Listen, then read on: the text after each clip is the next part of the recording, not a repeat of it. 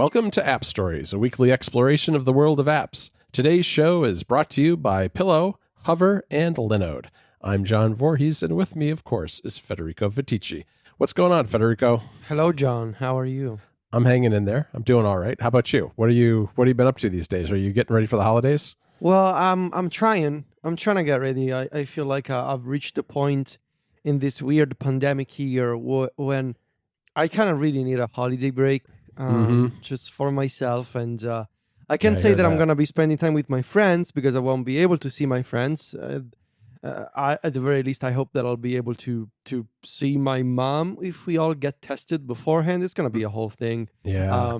So I don't know. Otherwise, I'm just going to spend it at home with Sylvia and the dogs. And it's going to be weird, but, it's going to be good to just relax and not have a schedule for a couple of weeks and, just chill. And because it's been, I've been working a lot since July, basically, and I kind of never stopped. So I think I've reached the point where I need to recharge my batteries, John. Yeah, I feel like I'm in the same place, and unfortunately I'm going to have my family spread across 9 different time zones, which is not ideal, but I am hoping to take some time myself and recharge it a little bit and just relax as best I can. Yeah, so, play video games and read some books, catch up on some absolutely. articles, listen to music, good stuff that makes you start the new year in a better position, on better footing, I guess. Yep. So that's going to be nice. Yeah, it will be. Well, we are going to continue our series on workflows revisited today and talk about task managers. And, when we set out on this journey of kind of rethinking things from the ground up across all the different types of apps that we use, I didn't realize you were going to go a little bit crazy on the task management side of things. You've been testing a lot the last, 2-3 weeks, something like that. Yes, I've been on a sort of a self-discovery journey of sorts and testing again basically all of the task managers that I could find on the App Store, or at least all of the modern ones, and sort of trying to understand what do I personally seek in a task manager in 2020. And what do I think will be best for us at Mac Stories in the context of what we are going to do in 2021? And I want to start by saying that the solution I've settled on, I don't think any of this is definitive. I don't feel while I could have told you I feel very positive about, using Hey for email, or I feel very good about using Craft. I feel good about the task manager that I'm using, but not to the same degree of certainty as with the other two. And it's more of this whole journey was more of I guess the final result was the realization that no task manager is perfect. Right. I am very peculiar with my task managers. And because of the work and because of the kind of job that I have, and how much it depends on different schedules on different times of the year.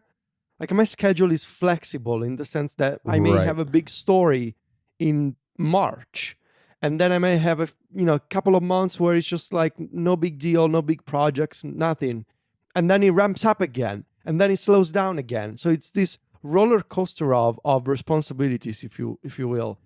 And I need a tool. I realized I need a task manager that can scale along with those shifting priorities, those shifting responsibilities. But at the same time, I also want this application to be modern, to be well-designed, and to have support for those kind of power user features that I like to see. And that is a surprisingly hard mix of features to find. Yeah, it really is. And I think you've really put your finger on it, because I was just thinking the same thing. And I don't know, I suppose, you and I do the same kind of work. It's partly what we do and the way we do it.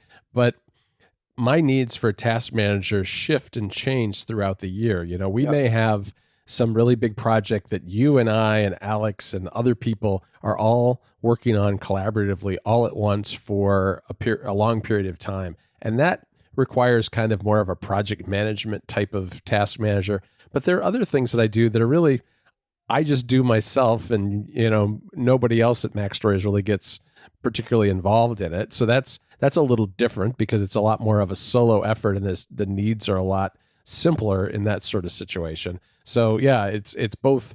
I think both the kinds of different things that we do and the different times of years and the different kinds of projects that we do that make this difficult. And I'm sure that is true for a lot of people who are doing things different than we are, but just have their own kind of ebb and flow throughout the year as to what they're working on. This episode of App Stories is brought to you by Pillow. Getting a good night's sleep is underrated, but with a little help, it can be life-changing.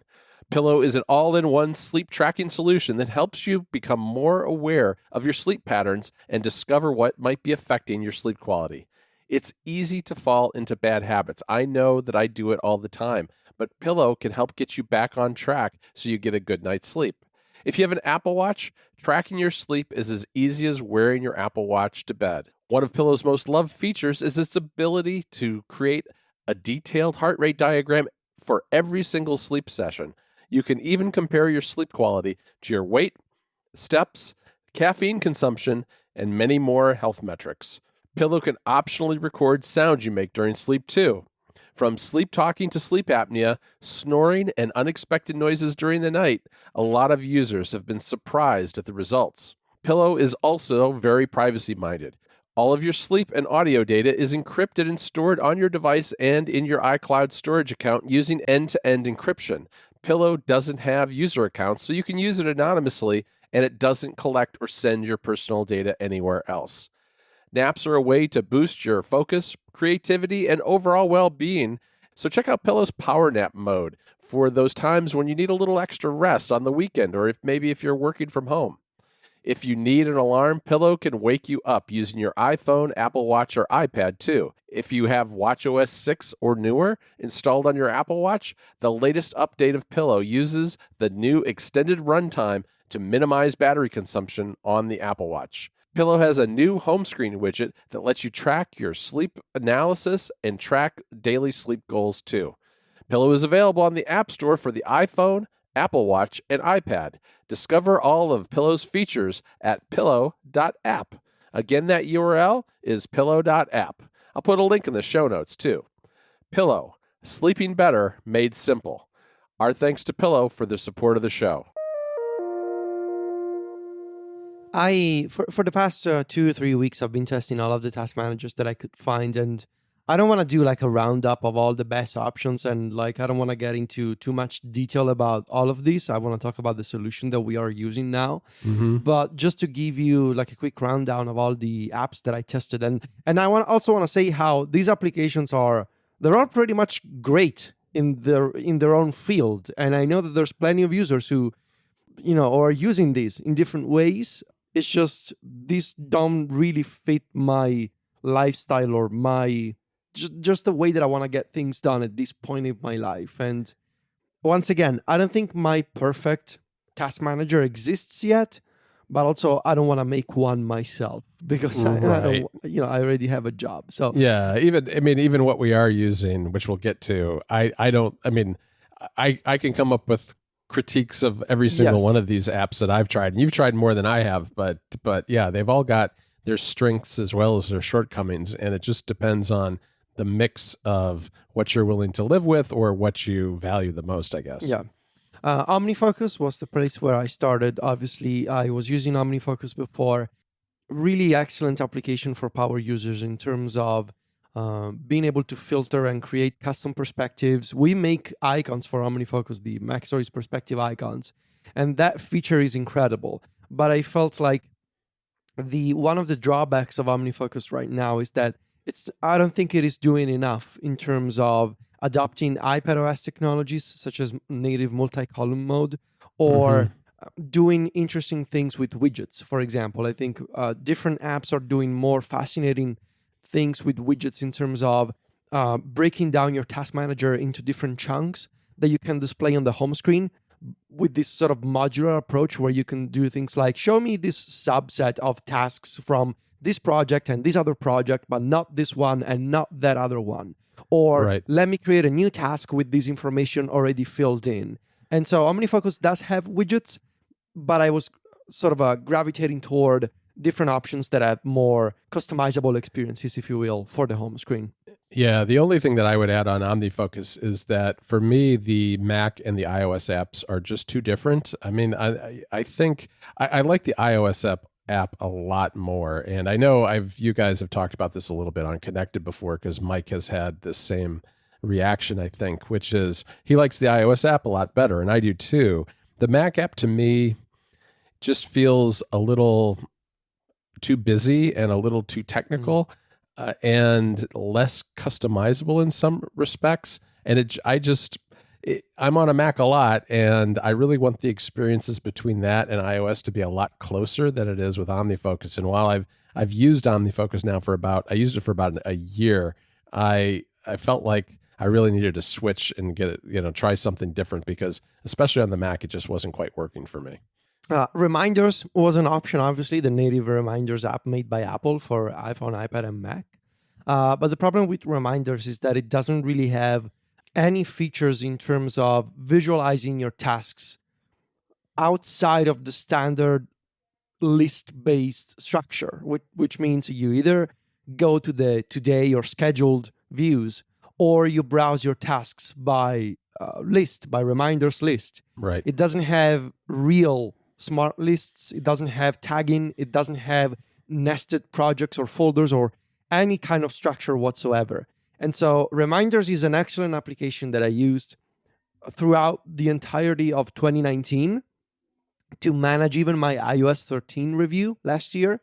But Reminders, it only goes so far. That's my problem with it. It's got excellent integration with shortcuts, with Siri, with the Apple Watch.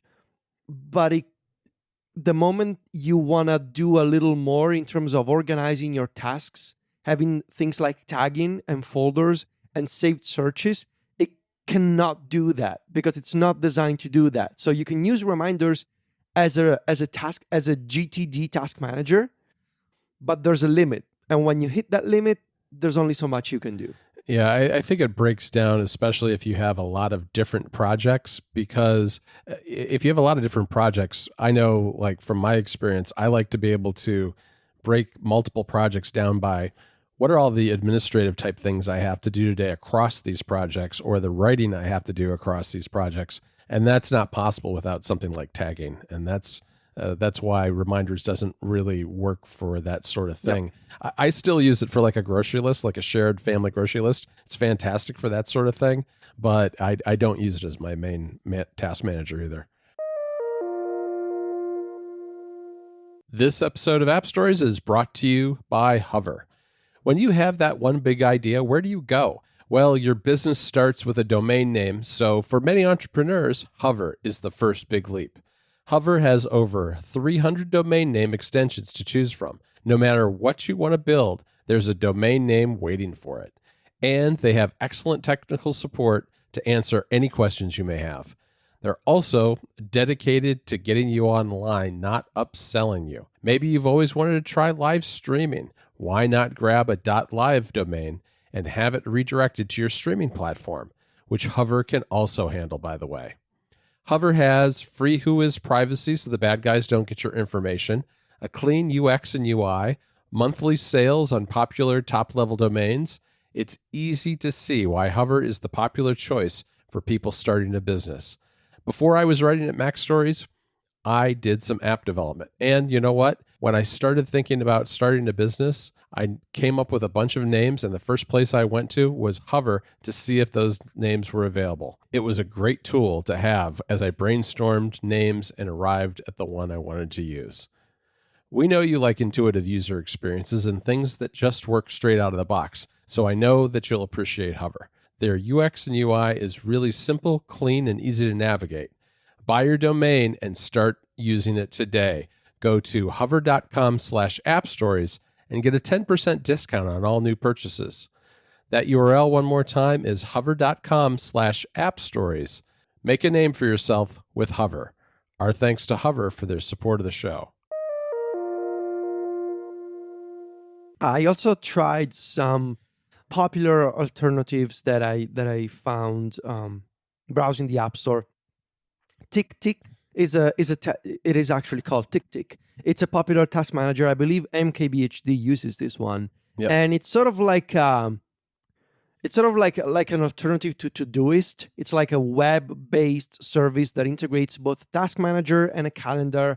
It's got support for tagging and subtasks and attachments and Kanban views. But to me, TickTick is like a worse designed Todoist. It's basically the same, but it doesn't have the same flexibility for widgets, and it doesn't have the same polished design. And I think the only advantage that TickTick has going for it is basically the calendar at this point.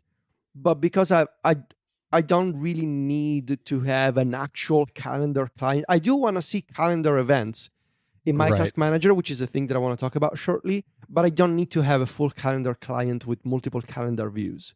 And I guess I just didn't like TickTick's design. And so at the point I figured, you know what, I might as well just use Todoist instead. I was going to say the gap between the designs of Todoist and TickTick have only broadened because I think Todoist is doing a great job becoming more native over time. Yeah. I also tried AnyDo. I think it's actually called Any.do. Right. This is another web-based application. It's got some nice widgets. The design really didn't resonate with me on the iPhone and iPad. It's popular. You can try it for free.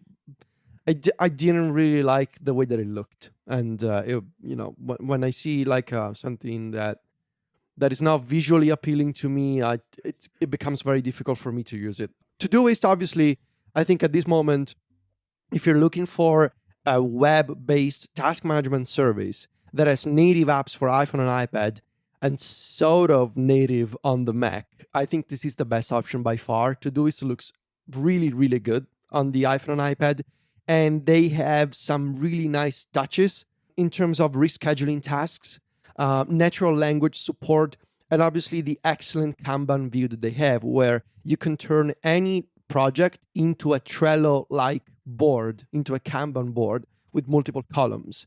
And they have excellent widgets, which basically come with the same filtering options of the shortcuts actions, because as I mentioned in my iOS 14 review, the technology for configuring shortcuts parameters and widget kit is essentially the same. So you have these highly customizable widgets on the home screen to create new tasks with parameters already filled in, but also to present tasks from specific projects in Todoist. And I will tell you, John, that up until the very last day, I was torn between Todoist and the other application that I'm now using.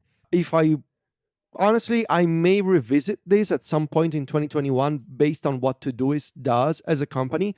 I really feel like this is there are two excellent task managers on iOS and iPadOS at the moment, and Todoist is one of them. Right. And I opened up Todoist again today for the first time in quite a long time, and I have a long list of things from 2018 that I don't know if I ever did them, I guess. I probably copied them out to another task manager at some point. But yeah, and what I noticed, having not spent a lot of time looking at it since late 2018, is that Todoist has really come a long way. I like the design of it a lot better. I think the widgets are really some of the best that you can find on iOS. And the fact that, especially if you're someone who has to keep track of your personal tasks, but maybe you work in an office that's Windows based, the ability to do this stuff on the web too is a big advantage. So especially if that's something that you need, Todoist is a really good way to make that happen. Yeah. And what they're doing with custom sorting options, Kanban boards, search, filters, all really interesting things. I may revisit this at some point. Also because this is the only service that has a pretty decent integration with Alexa in addition to Siri. So, right. Yeah. I tried once again Things. Things looks lovely. I've said this before. I'll say it again. I really love how it looks. I love the keyboard integration on iPad. I really like the organization of tasks based on today and this evening, like splitting, the day into these two big sections by default. I think it's really well done. I do not appreciate the lack of customization options for the widgets, but really the fact that it's been over a decade and it still cannot mark a repeating task as complete before its due date. This is like a Yeah. small thing, but it drives me crazy. I Right. don't understand how it's still a problem with things in 2020, almost 2021 at this point. Yeah, I have so many things that are weekly tasks, and that Yes. is, And you like to get them done ahead of time whenever yeah, possible. if you can do it, If you right? can. And there's plenty of things that I do each week where, yeah, there's a deadline, but yes, I can get it done a day or two in advance sometimes, and if I have the time to do it, I will. So Yeah. yeah, I'd like to be able to do that too. Yeah. And lastly, I want to mention a task manager that recently launched version 3.0. And this is one of the apps that I want to keep an eye on. The app is called Sorted. Now, Sorted has been around on the App Store for a few years. It started out as sort of like a clone of Clear many years ago. And thankfully, then I think the developers have sort of found their own direction for the app. It now doesn't look anything like Clear. It's got some touches that are reminiscent of things, I guess, but really it's turned into its own thing, its own task manager. And Sorted is interesting because it leans heavily on the hyper scheduling approach, where this is a kind of application that displays both tasks and events in the same page, intermixed with each other. And they have some really interesting features, such as they have an auto reschedule option where, based on your schedule, based on time of day and other criteria, you can tap a button, you can select a bunch of tasks all at once, and the app will try to guess when to reschedule them during the day or the following day, which I think is really fascinating as an option.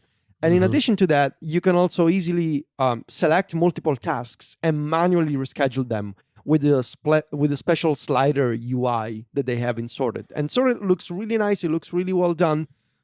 I also really enjoyed how in the notes field of a task, you can enter, basically, it's like a rich text document, and you can have essentially markdown formatting in there. You can have headings and checklists, image attachments within the note field of a task in Sorted. And then if you want to turn those items into actually separate tasks, you can select them and split them into multiple items.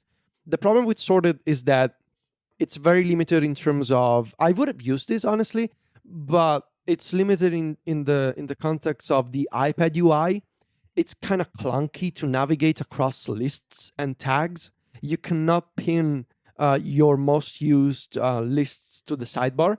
And also there's no overall view that shows you all of your scheduled tasks at once. There's no upcoming view, for example. Right. You can only browse by day. And I don't want to do that. Yeah. Have you ever tried that hyper scheduling thing? I never have, only because I don't feel like what we do really lends itself to that, nor do I really think I'd be very good at it either. Me neither. So, I tried it. I saw some really interesting ideas, but there's also a problem, right? I don't necessarily need to stick to a specific daily schedule. But I think if you're a student, maybe, if you have classes, for example, online tests and exams, I think it makes a lot of sense. So check it out, because I think it's at the very least, it's very well designed, and the widgets are lovely also. This episode of App Stories is brought to you by our friends at Linode. Whether you're working on a personal project or managing enterprise infrastructure, you deserve simple, affordable, and accessible cloud computing solutions that allow you to take your project to the next level. You can simplify your cloud infrastructure with Linode's Linux virtual machines, helping you develop, deploy, and scale your modern applications faster and easier. Quite frankly, anything that can make your workflow faster and easier is worth checking out. Linode has 11 global data centers and provides 24/7 human support 365 days a year, so you never have to be stuck waiting without support. Night or day, holiday or not, Linode are there, with no tiers or handoffs regardless of your plan size. And you can check it out for free. Get started right now on Linode today with $100 in free credit for listeners of App Stories by going to linode.com/appstories. In addition to shared and dedicated compute instances, you can use your $100 credit on S3 compatible object storage, managed Kubernetes, and more. So head on over to linode.com/appstories and click on the Create Free Account button to get started. Go there now and check it out. Our thanks to Linode for their support of the show. Now, with all this being said, as I think people may have guessed at this point, I decided, and I think John agrees with me, I'm using GoodTask. GoodTask is a reminders client that we covered on Mac Stories and App Stories many, many times before. It is a third-party client for Apple's own reminders app, and what's so great about GoodTask is, I guess, two things. One, it is based on reminders, so you don't have to stop using reminders. You don't have to stop using Siri. You don't even have to remove the reminders complication from your Apple Watch, because anything you enter in GoodTask is also reflected in the main reminders app. It's a client for reminders.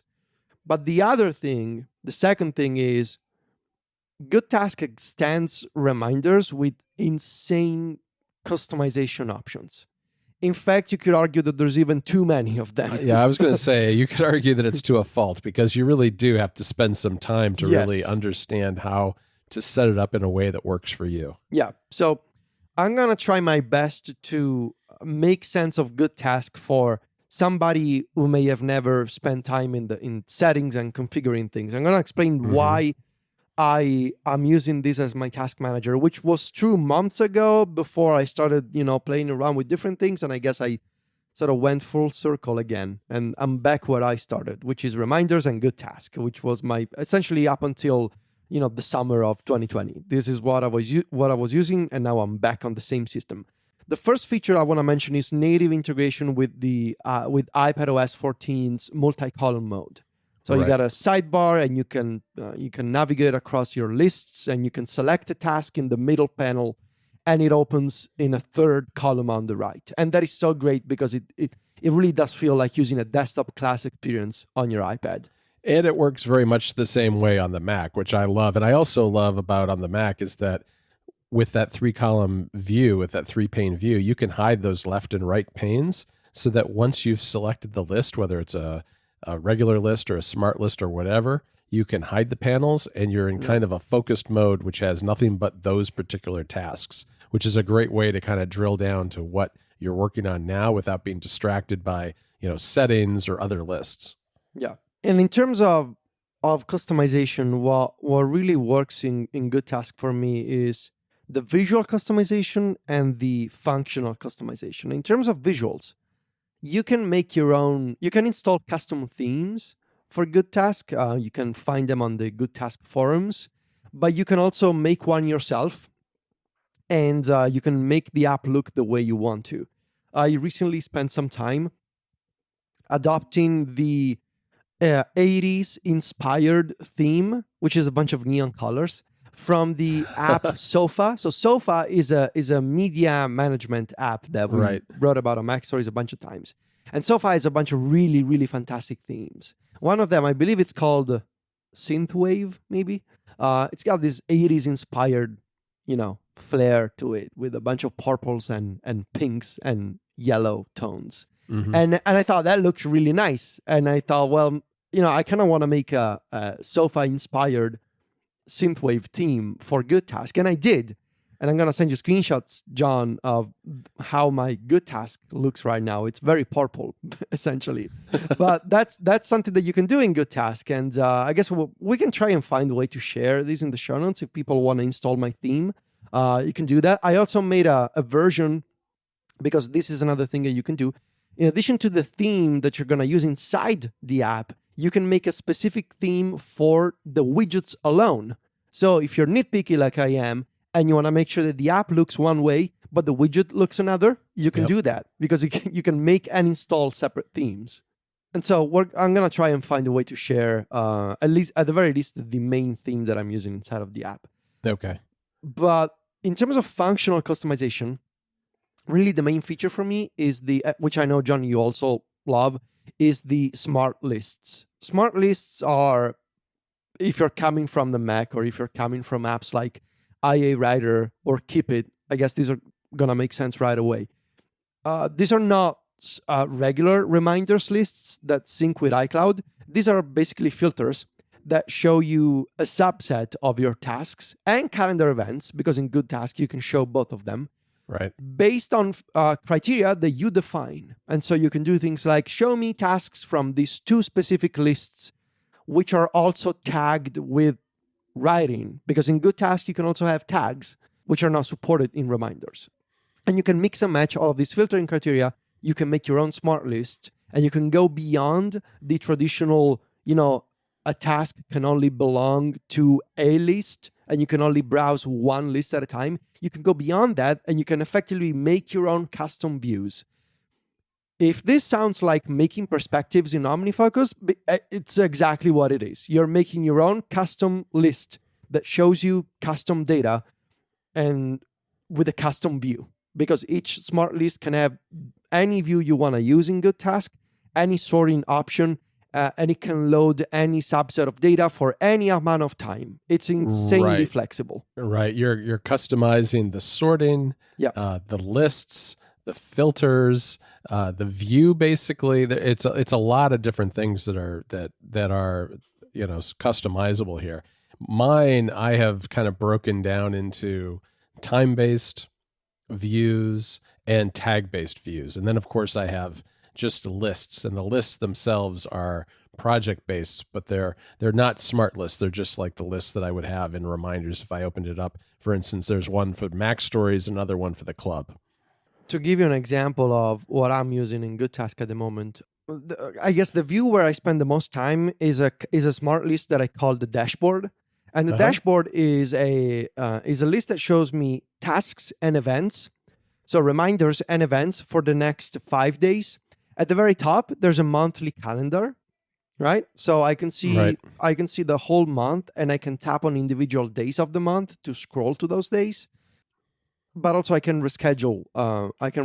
Things by moving them to a different day. And below the monthly calendar, there's sections for the next 5 days. And what I like about this is that I enabled an option in GoodTasks in the smart list settings to intermix calendar events with tasks. This is something that so few task managers actually support. Most task managers, like things like OmniFocus and Things, for example, they do enable you to see calendar events in the main like forecast in OmniFocus or the today view in Things, but they display them in like a separate section. And what I wanted was instead like, let me see within the same list, let me see tasks and events sorted by time. And so I may have a task at 2 p.m. and then I see a calendar event at 4 p.m. and then another task at 5 p.m. But it's not like that events go into a separate section of the page. They're all intermixed within the same list. And I can do that in GoodTask. And so this is my main dashboard page, which is where I spend most of the time because I see what is due today, but also what's coming up over the next few days. And I see a monthly calendar. So I think this works really well for me. But I also have a simpler smart list called Today and Overdue, which, as the name implies, it just shows me reminders due today or overdue from the past few days. And this is also the smart list that I use in the widget on the home screen, because I figured on the home screen, I just want to see what's today and overdue. I don't need to see what's coming up. Right. What's nice about this is that if I'm in the app and I feel like I'm in planning mode, I want to use the dashboard view. But if I'm on the home screen, it's nicer to just get the things for the day done. And ideally, it's 10 p.m. and the widget is empty because, the today and overdue list is now complete and there's nothing else to show me. So for a couple of hours at least, I can feel happy because there's nothing in there. And then when it's midnight, it rolls over and it shows me task for the next day. Yeah, to give you an idea, one thing that I like about I have an overdue smart list too, and what I do is I use the week view with that because Mm. if I get to the end of the day and I still have some overdue tasks that I know I'm just not going to get to, it's very easy then just to drag them onto one of the 7 days of the week, the upcoming 7 days of the week, and reschedule them that way.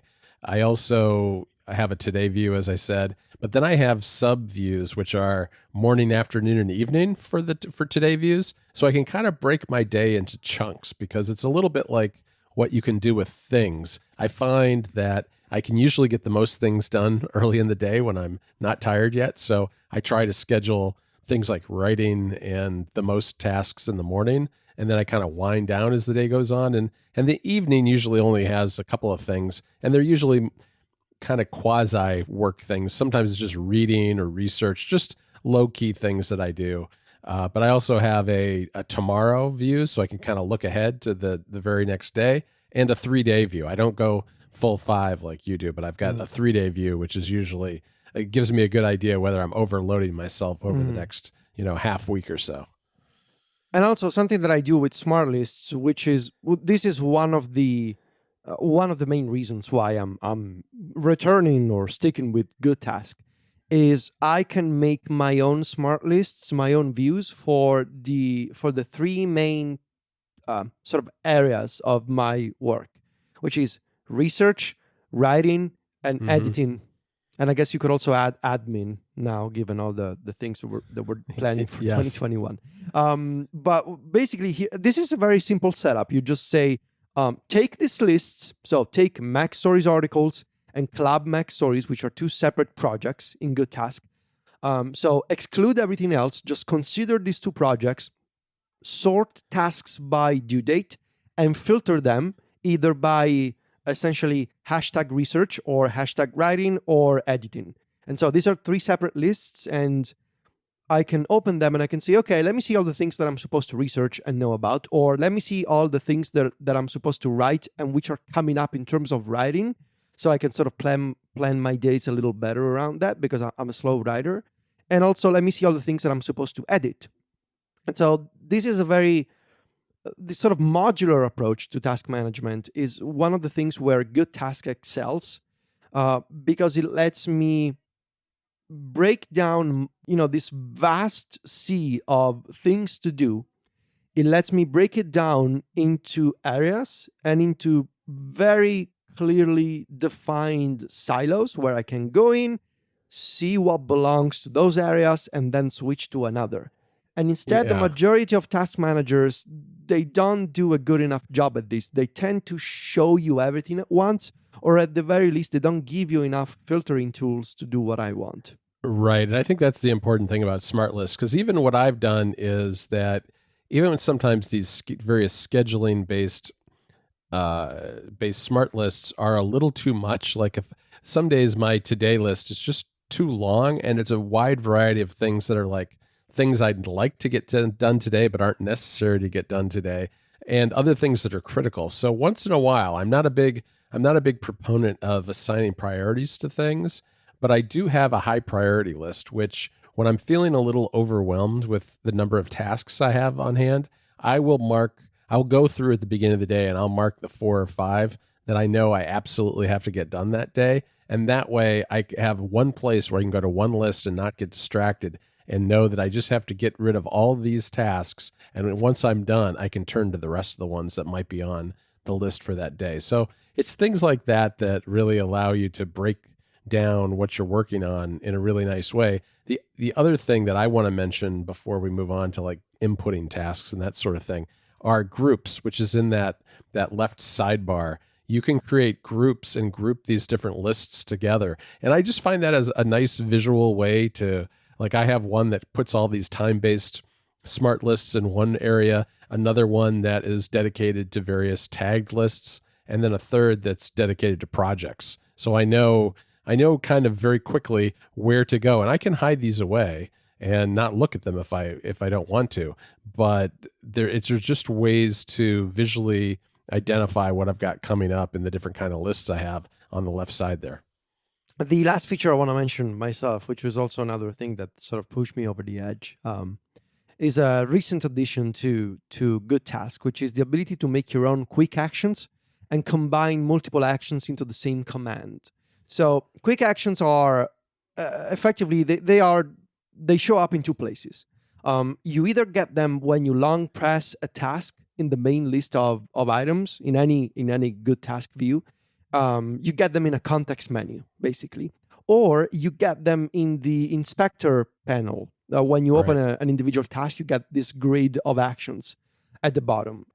What's great about this feature, which was recently improved in version 6.1 or 6.2 of GoodTask, is you can take multiple actions and combine them step by step, sort of shortcut style in a way, into the same quick action. And you can do basically multiple operations in a row, or you can even make custom, like very simple but custom UIs. So for example, you can make a quick action that creates a task, adds a tag, moves it to a list, and schedules it for a specific day, all with a single button. Or you can do things like remove the date, add a note, and change the list. Like these are 3 separate steps, and you can do them with a single quick action. What I do is I'm making use of these quick actions extensively because of the new prompt select action that GoodTask has. Right. So prompt select basically lets you put together a native alert with multiple buttons, and the button that you choose performs an action. So I created prompts that, for example, there's one that I made called Today Times, and it contains a list of times like 12 p.m., 3 p.m., 5, 7, 9 p.m., and 2 a.m. And this prompt, when I press it, it shows this list of times, and when I choose one, it reschedules the selected task for that selected time. I have another that is a list of tags, and when I choose one, it adds that tag, so I don't need to type it myself. And I also have another prompt that shows me a list of my most used projects. So if I want to move projects for a specific task, I can just open it, I can pick a list and say, move it there. Just these tiny conveniences that you can now make yourself in the quick action settings, which I think they speak to the degree of customization that you have in GoodTask, which is far beyond anything else that you can find on the App Store right now. Yeah, it really is. The one thing I would say about quick actions is you need to spend a little time with them to understand how to set them up and how they work, because there's a lot of different things they can do. As Federico said, you can chain multiple actions into one button. You can also have buttons act as sort of a carousel in a way. Like you could have a button that every time you tap it, it rotates to the next project in your list or the next day of the week.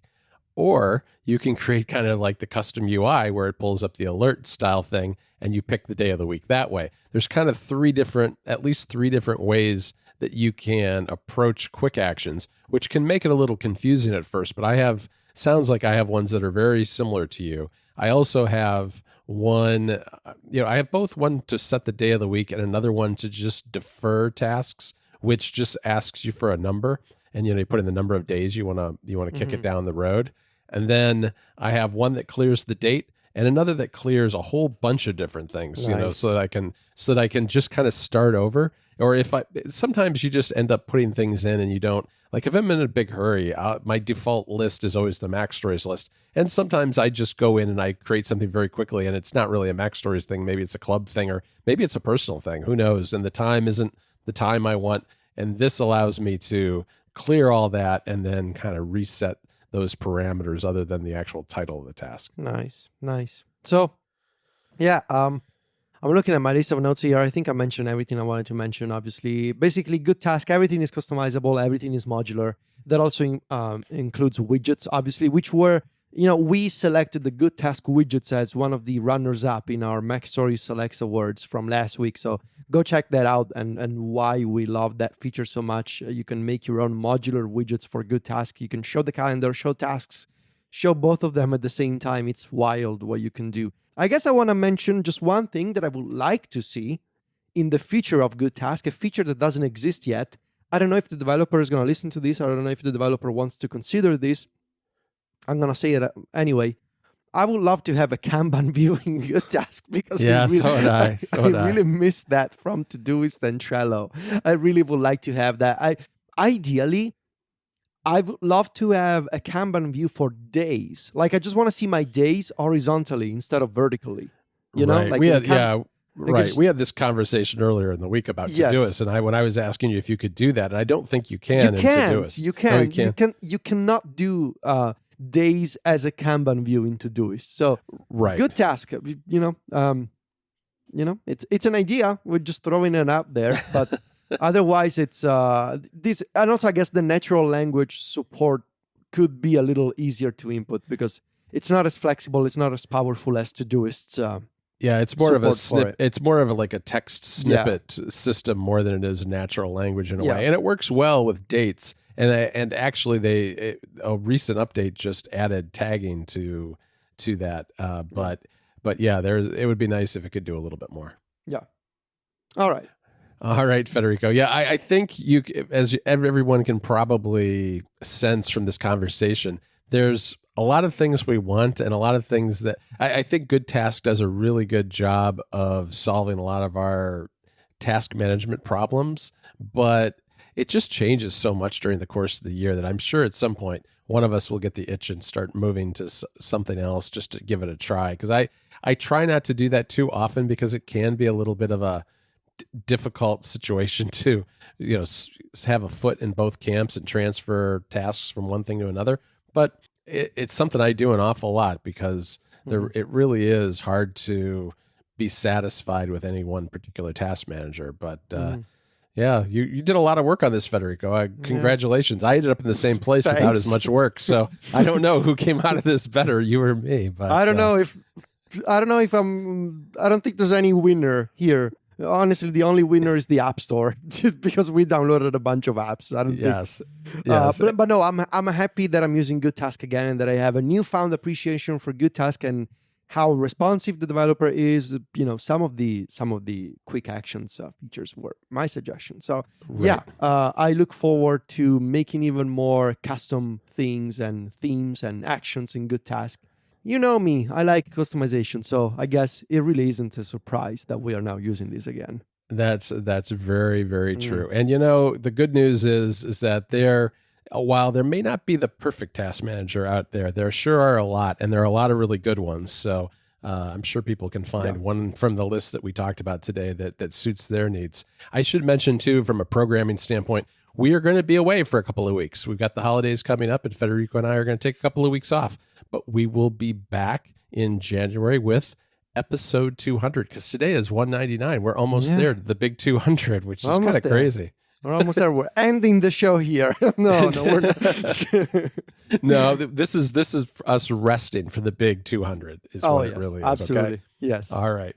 Well, I want to thank our three sponsors again for this episode, and that is Pillow, Hover, and Linode. Of course, you can find me and Federico over at macstories.net. Federico is on Twitter and Instagram where he's at Viticci. That's VITICCI. And I'm at John Voorhees, JOHNVOORHWS. Talk to you in a few weeks, Federico. Ciao, John.